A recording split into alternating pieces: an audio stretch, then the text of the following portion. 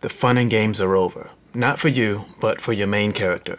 This is the road of trials.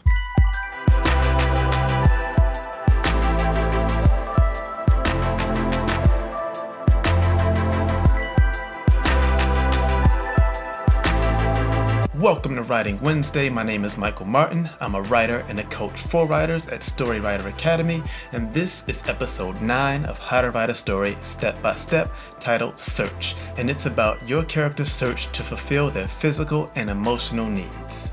Even though this one is called Search, it's meant more metaphorically, as in your protagonist is on an internal search to fulfill that need that we discussed in the past episode. And by the way, your character may not even be aware that they're searching to fulfill this need, but they're certainly on the path. And if they're not, they should be, because that's kind of the point of all this.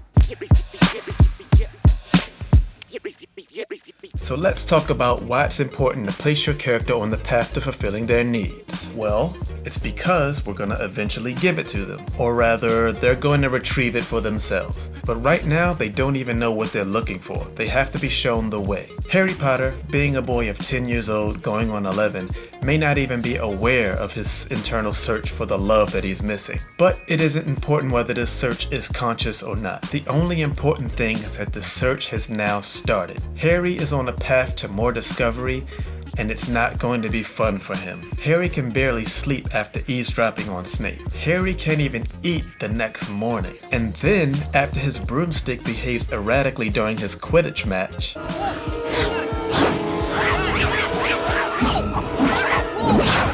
what's going on with Harry's broomstick? Hermione and Ron inform him that they saw Snape conjuring the spell that did it. It's Snape! He's jinxing the broom!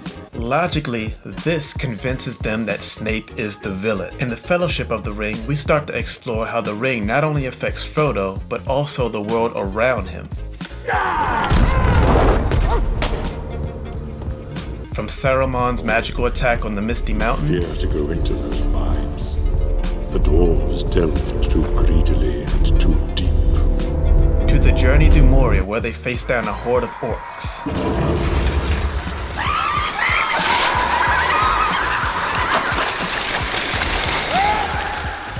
Not to mention the many times Boromir lusted after the ring, which forced Frodo to abandon the Fellowship and journey to Mordor on his own, thus setting up the breakup between Frodo and Sam later on.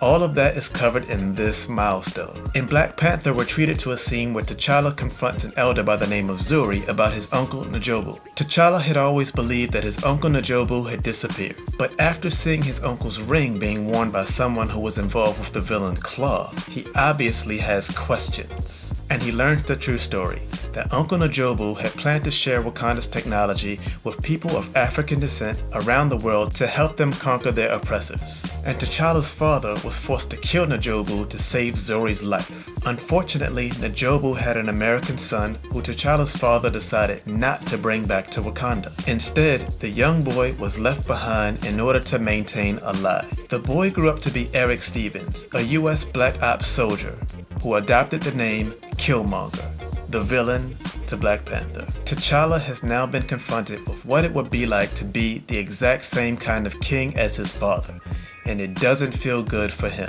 And it's yet another reason why it's so important to have a handle on your character's physical and emotional needs, because the characters drive the plot. Throughout this section of your story, your protagonist will gather friends, encounter enemies, and acquire allies. Items, information, and skills discovered in this milestone will enable victory later. And once again, this is where your creativity gets to shine. Dan Harmon, creator of Community and Rick and Morty, describes the road of trials like this. Our protagonist has been thrown into the water, and now it's sink or swim. Our hero is stripped of fear and desire. There's no room for bullshit in the unconscious basement. The purpose here has become refreshingly and frighteningly simple. We are headed for the deepest level of the unconscious mind, and we cannot reach it encumbered by all the crap we used to think was important.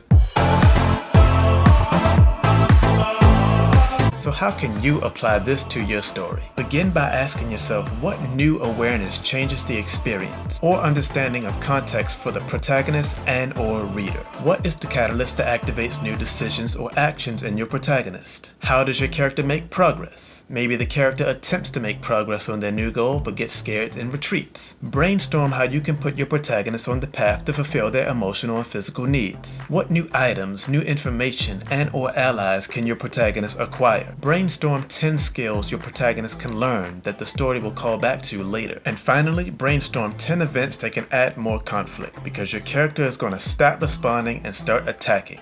The next episode in this series is called Attack, and it's all about how your character starts attacking the main conflict. Thank you for watching this episode. My name is Michael Martin, and I'll see you on the next one.